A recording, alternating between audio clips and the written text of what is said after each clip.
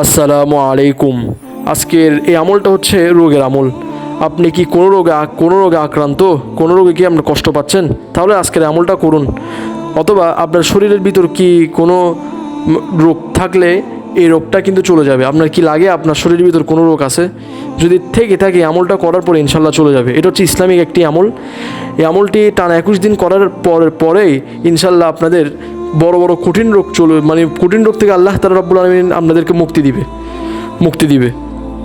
জন্য আজকে আমি এই ভিডিওটি সবাইকে বলবো, কেউ স্কিপ করবেন না, টেনে টেনে দেখবেন না, সবাই মনোযোগ দিয়ে আজকের ভিডিওটি দেখুন। সবার প্রথমে আমাদের থেকে পড়তে হবে 7 বার। তার আগে আরেকটা কথা আমি বলে নিই, যারা এখনও নতুন তারা অবশ্যই সাবস্ক্রাইব করে আমাদের পাশে থাকবেন, লাইক দিয়ে আমাদেরকে উৎসাহিত করবেন। কারণ আপনারা জানেন এই চ্যানেলে আমি ইসলাম ধর্মের বিভিন্ন ঘটনা আমি তুলে ধরি, যেমন কি নবীদের আজব ঘটনাগুলো আমি তুলে ধরি, এমনকি ইসলাম ধর্মের বিভিন্ন আমল যেগুলো থেকে আপনারা লাভবান হন। আর নবীদের আজব ঘটনাগুলো তুলে ধরার উদ্দেশ্য হচ্ছে যে নবীদের ঘটনাগুলো শুনে যেন আপনারা শিক্ষা নিতে পারেন। এখান থেকে আপনারা কিছু শিক্ষা নিতে পারবেন। আপনারা আমার ভিডিওগুলো সবগুলো দেখে আসলে বুঝতে পারবেন, জানতে পারবেন, ইনশাল্লাহ নবীদের ঘটনাগুলো জানতে পারবেন। এমনকি ভিডিওগুলো দেখে আসলে আপনারা বুঝতে পারবেন, এমনকি শিক্ষা নিতে পারবেন। আমি সবাইকে বিনোদনের জন্য ভিডিওগুলো দেখে আসবেন। আর সাবস্ক্রাইব করে আমাদের পাশে থাকতে কেন বলতেছি, কেন আমাদের এই চ্যানেলে বিভিন্ন ইসলাম ধর্মের ভিডিও ছাড়া হয়, এমনকি আপনারা যেন নোটিফিকেশান সবার প্রথমে পেয়ে যান। এমনকি লাইক দিয়ে আমাদেরকে উৎসাহিত করবেন, এমনকি শেয়ার দিবেন। কেন এটা একটি রোগীর কাছে পৌঁছে যাইলে কিন্তু আপনাকে আল্লাহ তাআলা রব্বুল আলামিন আপনার আমল নামে আলাদা করে সওয়াব লিখবে। কেন আপনি যে একটা মানুষকে দেখার সুযোগ করে দিচ্ছেন। কেন আমি বিশ্বাস করি যে আমি এটা আপনাদেরকে দিচ্ছি, আমার ইনশাল্লাহ আল্লাহ তাআলা রব্বুল আলামিন আমার আমল নামেও সওয়াব লিখবেন ইনশাল্লাহ।